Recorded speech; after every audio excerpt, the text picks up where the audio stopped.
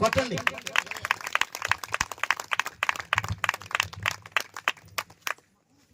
మన ప్రభువైన యేసుక్రీస్తు నామానికి సమస్త మహిమ ఘనత ప్రభావాలు కలుగునుగాక. చేతులకు సరి పైకి చాపి బిగ్గరగా దేవునికి స్తోత్రం చెప్తారా? ప్రార్థన ఎంతవరకు బిగ్గరగా స్తోత్రాలు చెప్తూనే ఉండాలి, ఆమేన్ చెప్తూ ఉండాలి. పక్క వరకు సర్వందనాలు చెప్పండి, గట్టిగా మాట్లాడాలి. బాగున్నారని అడగండి ఒకసారి, నవ్వుతూ ఉండండి. ప్రార్థన ఎవరికని చెప్పండి ఒకసారి. హల్లెలూయా. నిద్ర వచ్చినా, కష్టం వచ్చినా, మంచి వచ్చినా కొద్ది నిమిషాలు.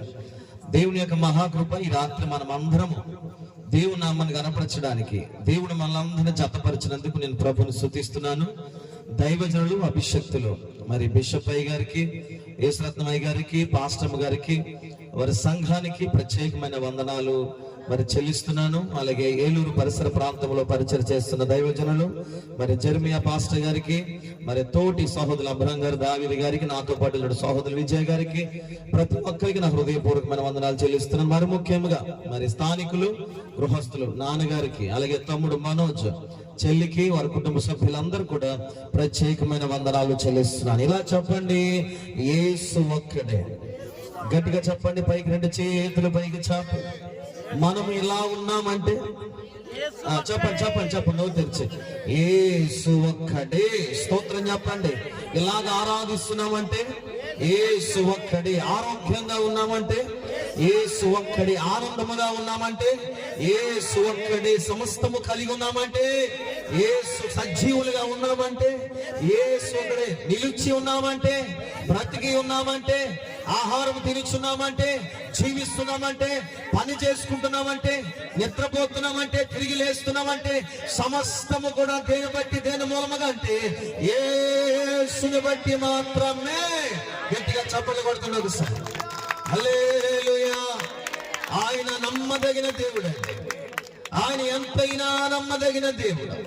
ఆయన మీద ఎంత మంది అయితే ఆధారపడుతూ ఉంటారో వారందరికీ ఎంత నమ్మకత్వాన్ని కనపరచాలో అంత నమ్మకత్వానికంటే అధికముగా నమ్మకత్వాన్ని కనపరిచే ఏకైక దేవుడు మన ప్రభువైన యేసుక్రీస్తు.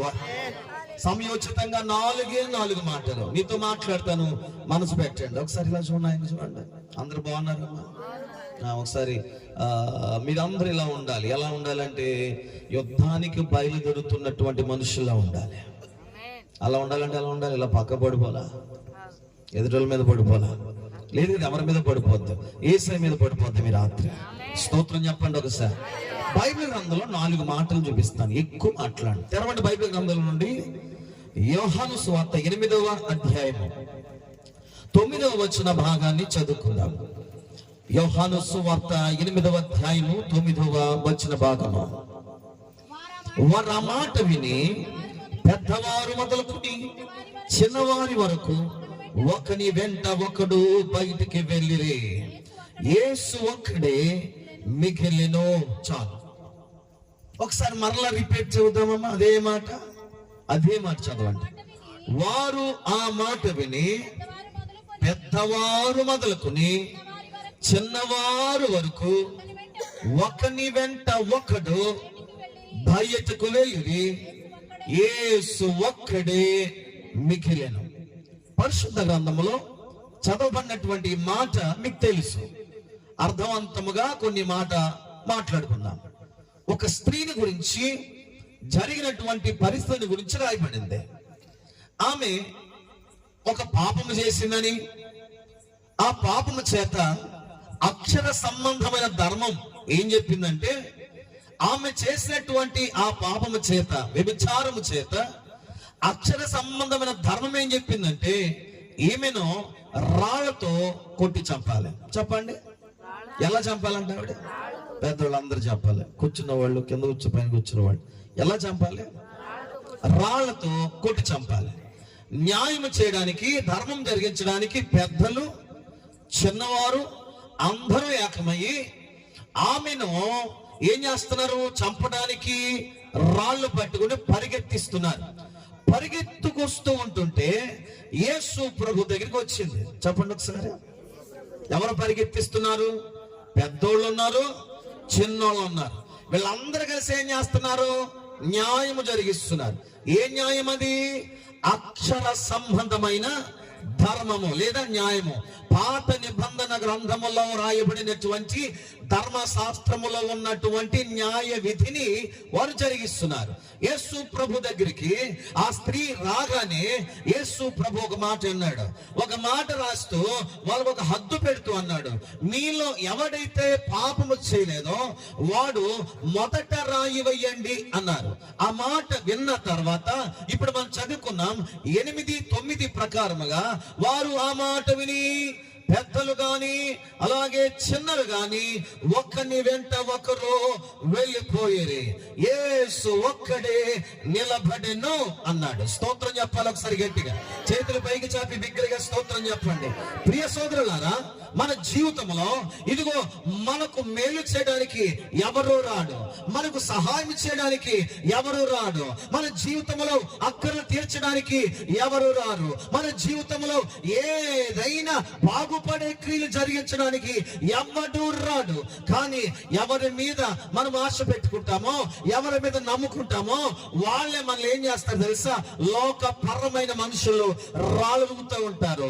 మన జీవితంలో హాని చేయాలని చూస్తూ ఉంటారు. మన జీవితంలో ఏ తప్పు దొరుకుతుందో, వీళ్ళ ద్వారా ఏ పరిస్థితి దొరుకుతుందో, ఎలాగ వాళ్ళ మీద పడదామో, ఏ పరిస్థితి గుండా వాళ్ళని అవమానపరుచుదామో, ఏ విషయంలో వాడిని పట్టుకుందామో, ఏ విషయంలో వాడిని పాడు చేద్దామో అని చెప్పి రాళ్లు పట్టుకుని తిరిగి మనుషులు చాలా మంది ఉన్నారు. ఒక మాట చెప్పున, ఈమె పాపం చేసినప్పుడు ఈమెతో కూడా పాపం చేసిన వారు కూడా ఉన్నారు.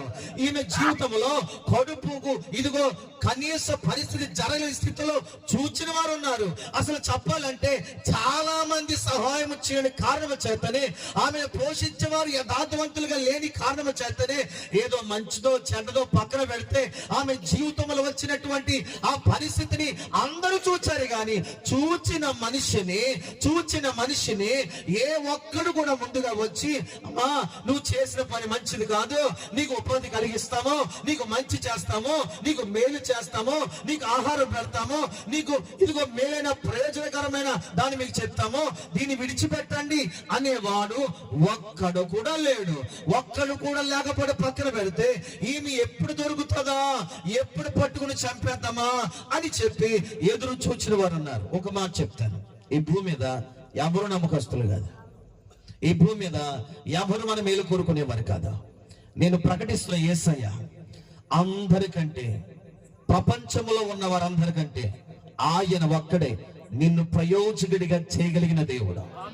నిన్నుగా నియమించి తన కృపను ధారాళముగా నీ పక్షముగా అనుగ్రహించి ఏ మాత్రము కూడా నీలో ఉన్న అయోగ్యత, నీలో ఉన్నటువంటి పాపమును, నీలో ఉన్నటువంటి అనర్హతను ఏ మాత్రం కూడా జ్ఞాపకం చేసుకుండా నీ కొరకు నిలబడేవాడు ఈ రోజే కాదు, రేపే కాదు, ఎల్లుండే కాదు, తరతరములకు నీవు ఆయన దగ్గరికి వస్తే, ఆయన శరణజొచ్చగలిగితే, నువ్వు ఆయనకు ప్రార్థన చేయగలిగితే, ఆయన మీద మనసు పెట్టగలిగితే, ఆయన ఒక్కడే నీవు కలిగిన పరిస్థితుల నుండి, నీవు కలిగిన మరణకరమైన పరిస్థితుల నుండి, నీవు కలిగినటువంటి నిందల నుండి, నీవు కలిగిన అవమానము నుండి, నీవు కలిగినటువంటి దీన స్థితిలో నుండి, అయ్యో నా బ్రతుకు ఏమైపోతుందో అనే భారభరితమైన పరిస్థితి నుండి ఆయన ఒక్కడే నిన్ను తప్పింపగల సమర్థవంతమైన దేవుడు.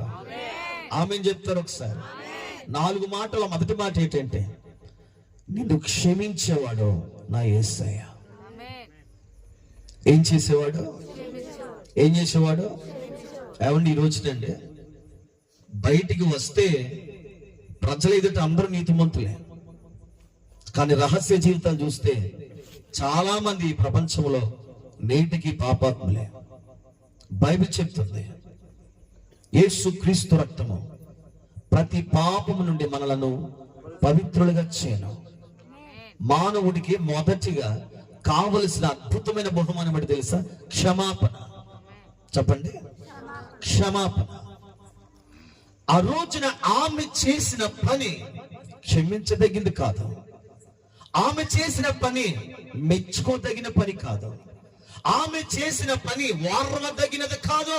నిజమే, చంపేయాలి అలాంటి వాళ్ళని, అది మన ధర్మశాస్త్రం చెప్పింది. కానీ చావును మరణమును నిర్మించిన వాడే ఆ మరణ శాసనమును కొట్టివేయడానికి సమర్థవంతమైన వాడు. ఆయనే ప్రభువైన యేసు. పాత నిబంధన గ్రంథంలో చంపేని అన్నాడు. అక్షర సంబంధమైన గ్రంథం చెప్తుంది చంపేమని. ఆత్మ సంబంధమైనటువంటి వాడు మాట్లాడుతున్న మాట ఏంటంటే, క్షమిస్తున్నాను, ఇక నుండి నీవు నూతనముగా ప్రత్యేకముగా మరల వెనక్కి తిరగకుండా బ్రతకమని అవకాశం ఇచ్చిన వాడు నీ జీవితంలో ఆయన ఒక్కడే. సోదరులు, ఎందుకు ఈ మాట చెప్పాలనిపిస్తుంది? పాతవి గతించిపోనివ్వండి. జరిగిన విషయాలు మనం తలపోసుకోకండి. ఏదో ఎప్పుడో ఏదో జరిగిందని ఆ మనస్సుతో, లేకపోతే ఆ వేదనతో, ఆ ఆలోచనతో మరలా మేము పడిపోతామేమో, మరలా వెళ్ళిపోతామేమో అని సాకులు చెప్పుకుంటూ, ఇదిగో నిలవలేనటువంటి మనస్సు చేత, అల్పమైన మనస్సు చేత, స్వల్పమైన మనస్సు చేత, ఇదిగో నేరారోపణ కలిగిస్తున్నటువంటి నీ ఆత్మకు నువ్వు భయపడమే కాదు, కానీ ఆ పాప సంబంధమైన మనస్సుకు నువ్వు మరలా అవకాశం ఇచ్చి నువ్వు వెళ్ళడము కాదు.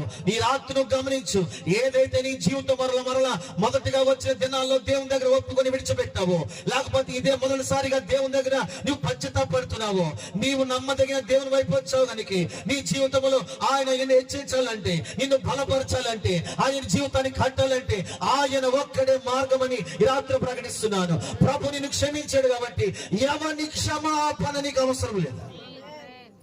ఆయన ఒక్కడు క్షమిస్తే చాలు. ఎందుకంటే ఆయన పరిశుద్ధుడు, ఆయన పాపము లేనివాడు, ఆయన ఒక్కడే.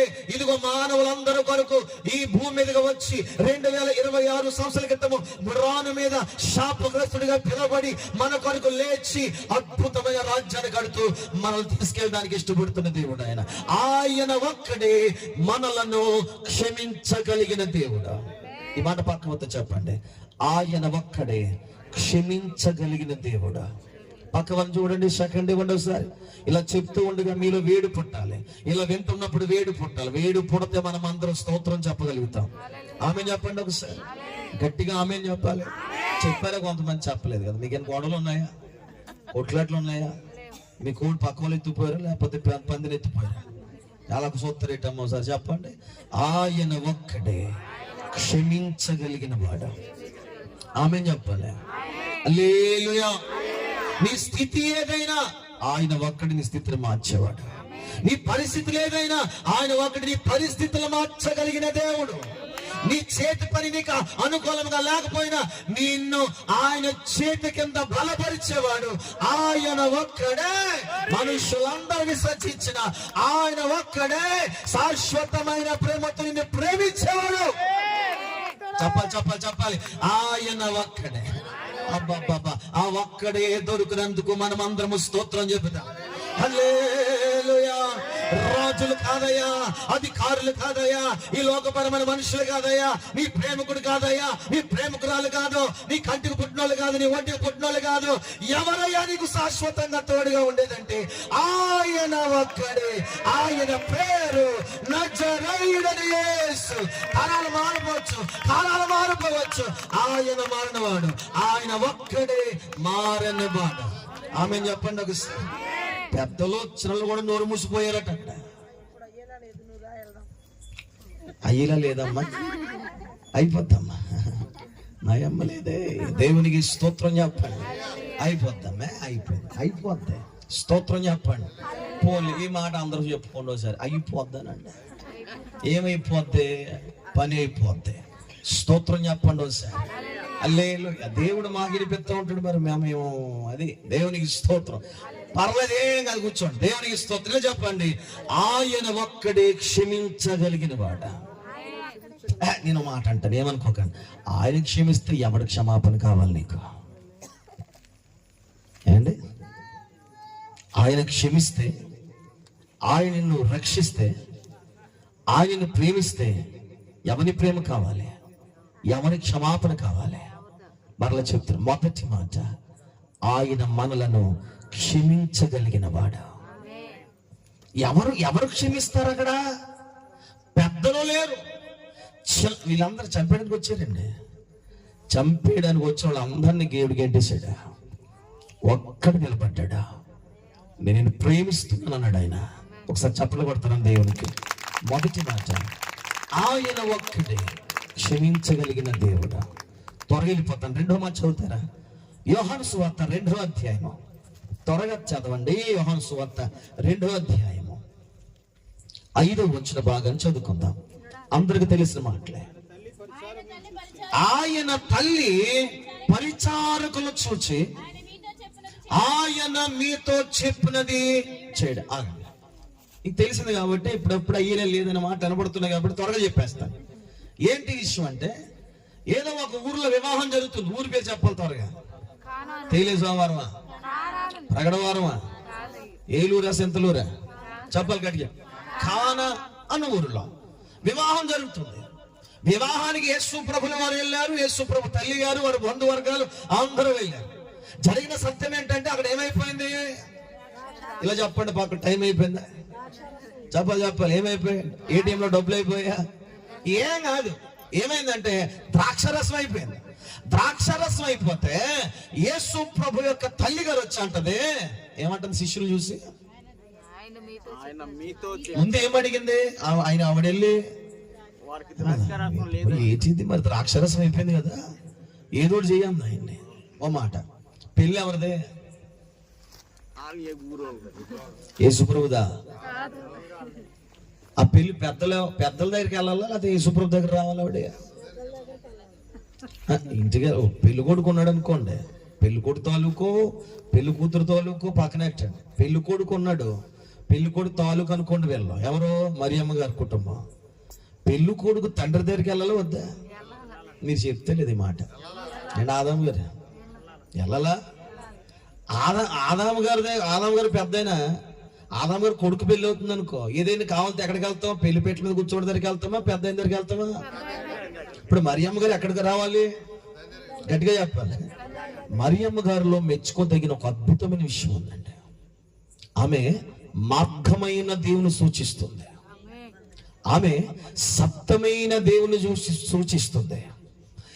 ఎవని వలన జరుగుతాదో ఆయన్నే పరిచారకులు చూపిస్తుంది. ఈ రాత్రి మీరు ఆయన్ని చూడండి. ఇలా పక్కన చెప్పండి, ఆయన మాత్రమే చూడండి. ఆమె చెప్పండి సార్. మనం మాట్లాడుకున్న సత్యం ఏంటంటే, ఆయన ఒక్కడే క్షమించగలిగిన వాడు, ఆయన ఒక్కడే. ఆ వివాహంలో ద్రాక్షారసం అయిపోతే ద్రాక్షారసమును చెయ్యగలిగిన వాడు ఎవరని తెలిసింది మరియమ్మకి? యేసయ్య ఒక్కడే చేయగలుగుతాడు. ఆమె చెప్పాలి ఒకసారి. ఇదిగో నీకు కొదువేయమైందో, నీ జీవితంలో ఏదైతే అయిపోయింది అనుకుంటున్నావో తిరిగి స్థాపింపగలిగిన వాడు ఆయన ఒక్కడే. చాలా మంది ఇలాగంటారు, అయిపోయిందండి, లాభం లేదండి, సంపాదించినంత కూడా నష్టం అయిపోయిందండి, పొందుకున్నదంతా కూడా పాడైపోయిందండి, దాచిపెట్టినంతా కూడా నష్టంగా మారిపోయిందండి, ఓ రెక్కలు కట్టుకుని ఎగిరిపోయింది. నేను చెప్తాను, పోయింది మరలా తీసుకురావడానికి ఉన్నవాడు ఆయన ఒక్కడే. ఆరోగ్యం పోయిందా? చెప్పండి, ఆయన ఇస్తాడు. చెప్పండి మాట. నెమ్మది పోయిందా? గట్టిగా చెప్పాలి. సమాధానము పోయిందా? ఇదిగో నీ జీవితంలో మేలు జరుగుద్దనుకున్న ప్రతి మేలు కూడా మాయమైపోయిందా? ఆయన ఒక్కడే తిరిగి నీకు అనుగ్రహించేవాడై ఉన్నాడు. ఇలా చెప్తాను, మరియమ్మ గారిలో గొప్ప విషయం మనం మెచ్చుకోవచ్చు. ఆయన అన్నారు, నా వల్ల నా సమయం ఇంకా రాలేదు అన్నారు. కానీ మరియమ్మ గారు అద్భుతమైన మాట చెప్తుంది.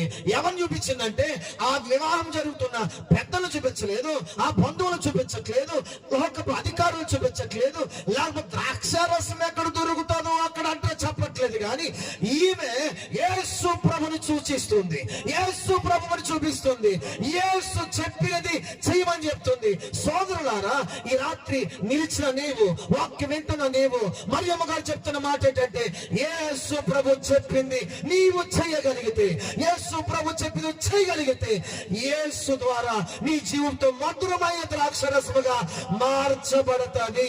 ఆవిడ ఒప్పుకుంటుంది, యేసు ద్వారా మాత్రమే.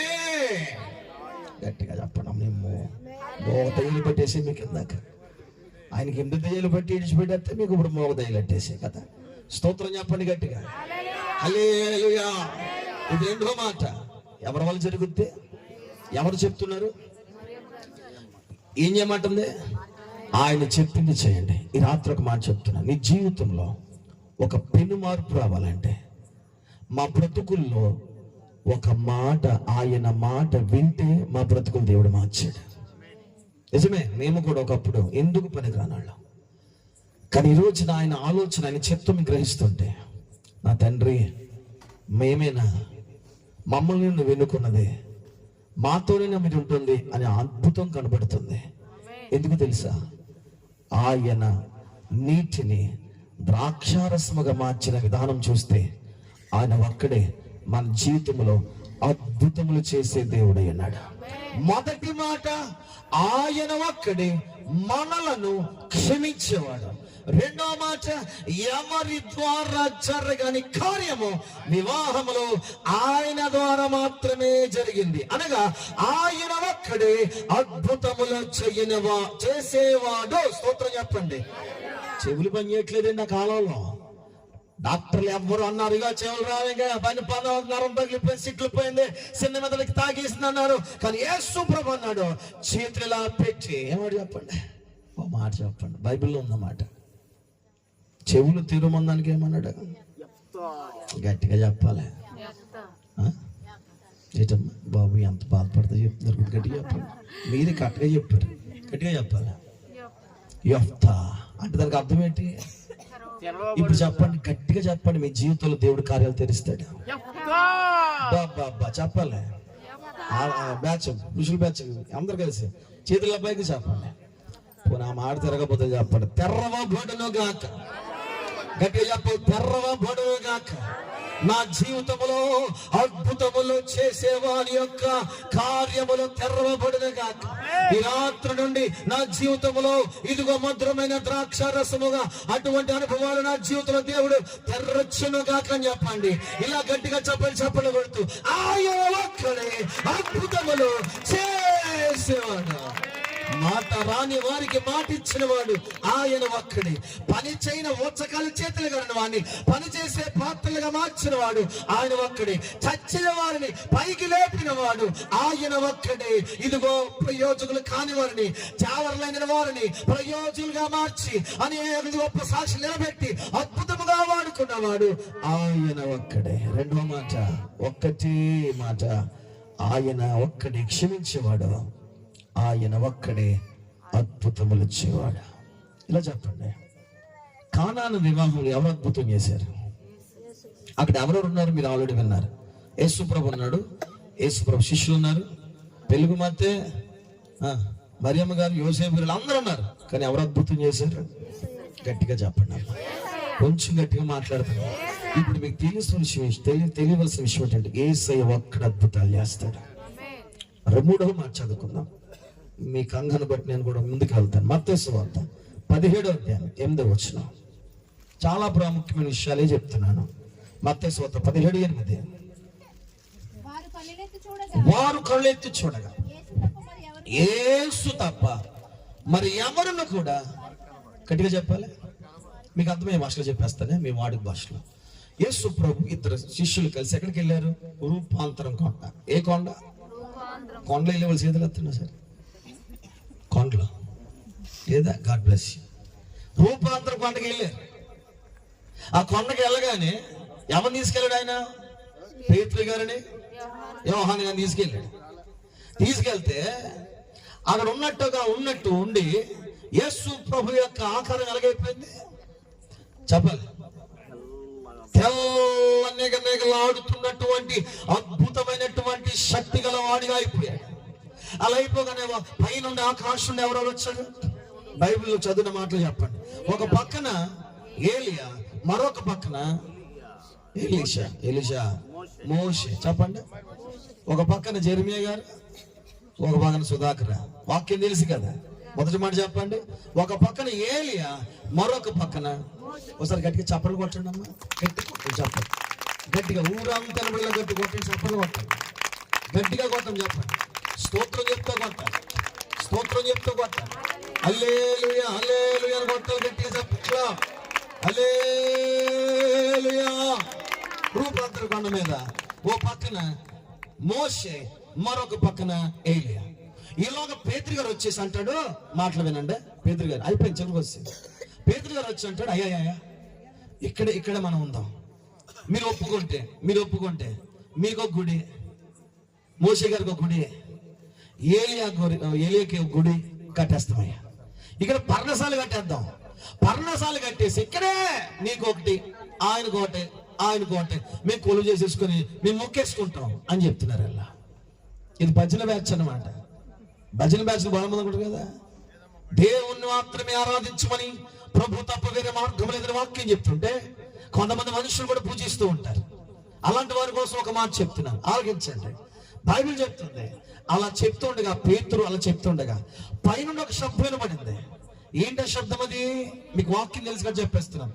ఈయన నా ప్రియ కుమారుడు, ఈయన యందు ఆనందించున్నాను గనుక ఈయన మాట వినుడి. స్తోత్రం చెప్పండి. ఆ మాట వినగానే ఎవరున్నారు అక్కడ? ఓ పక్కన వచ్చినటువంటి ఏలియా లేడు, మరొక పక్కన మోషే లేడు. ఎవరున్నారంటే ఆయన ఒక్కడే మిగిలి ఉన్నాడు. అంటే ఈ లెక్కలో మనం మాట్లాడుకుంటే ఇప్పుడు పేతురు వచ్చి అంటాడు, ఏలియాకు ఒక పర్ణశాల, యేసు ప్రభువుకు ఒక పర్ణశాల, మోషేకు ఒక పర్ణశాల ఉంది కదా. మరి ఇద్దరు వెళ్ళిపోయారు కదా. ఇప్పుడు పేతురు ఎవరు కట్టాలి? చెప్తలేదు మీరు. అంటే ఈ రోజు మీరు నమ్మండి, కట్టవలసిన గుడి, కట్టవలసిన పర్ణశాల, కట్టవలసింది ఎవరికి కట్టాలంటే యేసుకు ఒక్కడికే కట్టాలి. గనుక చప్పలు కొట్టాలి.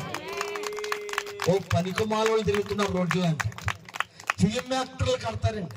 ఈ దిక్కుమాలోళ్ళు ఏనాడు తల్లి కానీ తండ్రి కానీ ఏ సహాయం చేయరు. కానీ ఈ పనికిమాల బ్యాచ్ లో మన ఎవరికి పిల్ల పుట్టారంటండి, ఓ భయంకరమైన ట్రాఫిక్ జామ్, అక్కడ కొట్లాడేసుకుంటున్నారు. పాలు ప్యాకెట్లు తెచ్చి ఆ ఫ్లెక్సీలు కడుగుతున్నారు. అరే, కట్టవలసింది, మొక్కవలసింది, సన్మానించవలసింది, కనపరచవలసింది, ఆరాధించవలసింది, స్తుతించవలసింది, కొనియాడవలసింది ఏలియా కాదు, ఇక మోషే కాదు, ఒక్కడగా మిగిలిపోయిన యేసుకు మాత్రమే ఆ కార్యములు చేయాలి.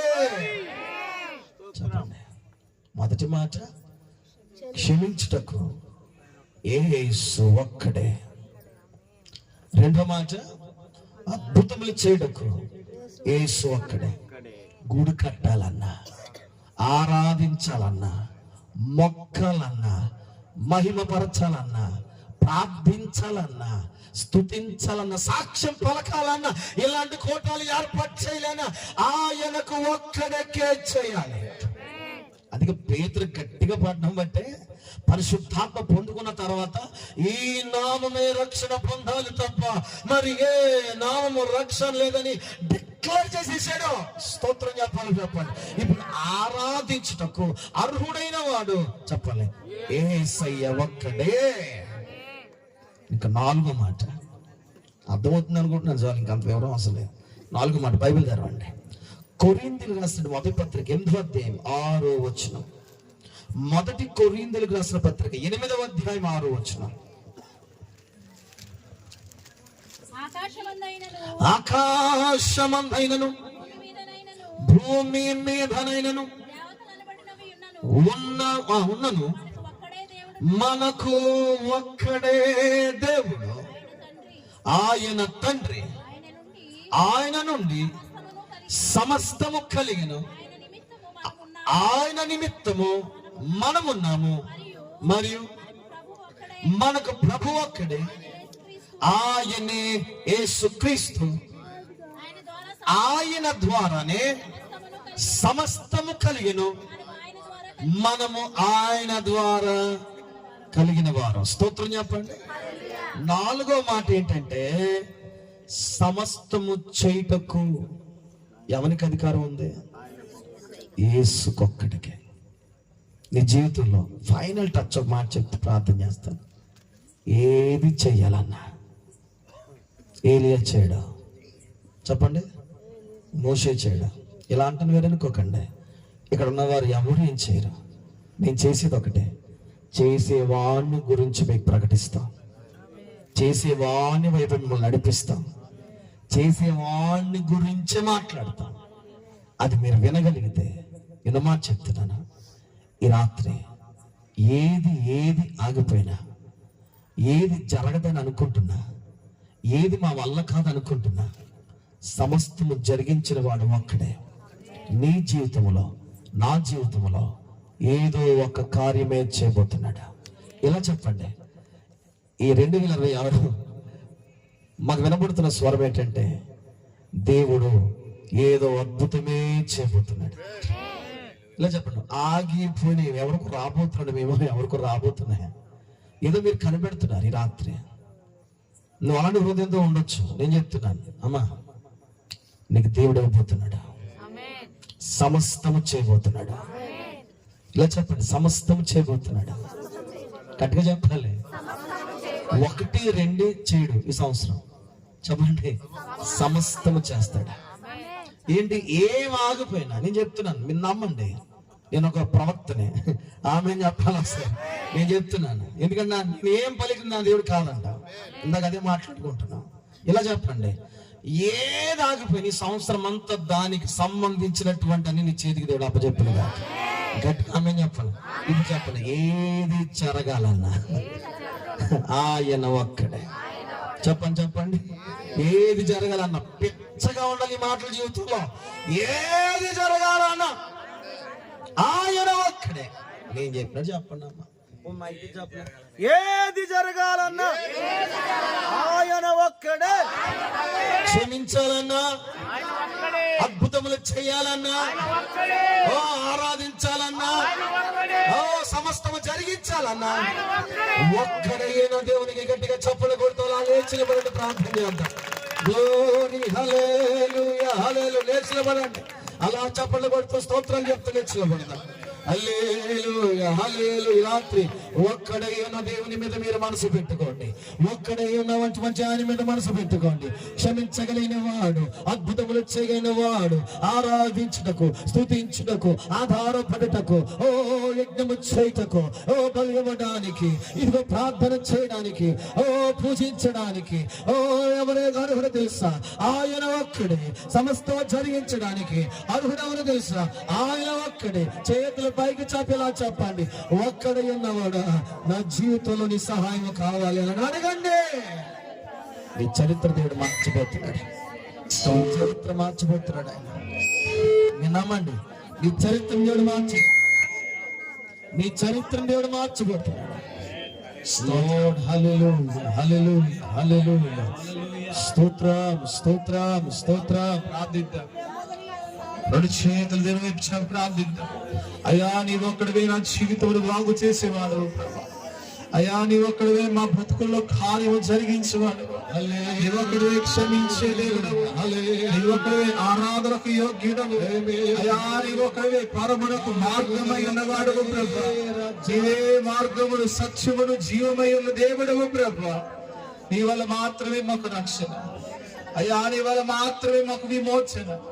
నీ వల్ల మాత్రమే మాకు విడుదల కలుగుతుంది ప్రభు. ప్రార్థన చేద్దాం అందరూ స్వరాలు తెరిచి. హల్లెలూయా హల్లెలూయా హల్లెలూయా హల్లెలూయా. ఆరాధన కొద్ది నిమిషాలుగా ప్రార్థన చేద్దాం ప్రభు. నీ ఒక్కడివే ఇదిగో నా జీవితంలో పాపాలు పడిచేస్తున్నాయి. నన్ను క్షమించేవాడు నీ ఒక్కడివే. నా జీవితంలో చాలా మిగిల్చబడ్డాయి. అద్భుతము చేసేవాడు నీ ఒక్కడివే. అయ్యా, నా జీవితంలో పెళ్లినగా ఎంతో మందికి ఏదో ఆధారపడ్డాను, కానీ ఆరాధించవలసింది నిన్నే, పూజించవలసింది నిన్నే, ప్రార్థించవలసింది నిన్నే. నీ ఒక్కడివే. ఓ నీ ఒక్కడివే నాయన. సహాయం చేసేవాడు నీ ఒక్కడివే. నీ ద్వారా జరిగాయి, సమస్తము నీ మూలముగా జరిగాయి. ఇదిగో నా జీవితంలో కూడా ఏది జరగాలన్నా నీ మూలముగానే జరిగించండి. అడగండి, ప్రార్థించండి.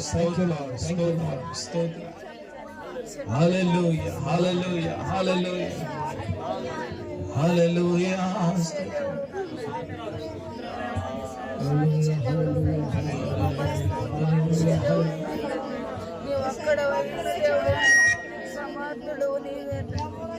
స్తోత్రం స్తోత్రం. ప్రార్థన చేద్దాం కొద్ది నిమిషాలు. ఇదిగో ఆయన మాట ఇచ్చి నెరవేర్చేది. నమ్మితే నీ పక్షముగా ప్రభు కార్యం జరిగించేవాడు. ఆయన వలన మాత్రమే ఆయన ఒక్కడే కార్యమును సఫలము చేసే దేవుడు. మన మొరపెట్టినప్పుడల్లాను ఆయన మనకు సమీపముగా ఉన్నట్లుగా మరి ఎవరు కూడా ఉండరు. ఆయన మన పట్ల కార్యము జరిగించినప్పుడు ఇష్టముగా ఉన్న దేవుడు అయి ఉన్నాడు. హల్లెలూయా, హల్లెలూయా, హల్లెలూయా. స్తోత్రం, స్తోత్రం, స్తోత్రం, స్తోత్రం. Thank you Jesus, thank you Jesus. యేసయ్యా నీకు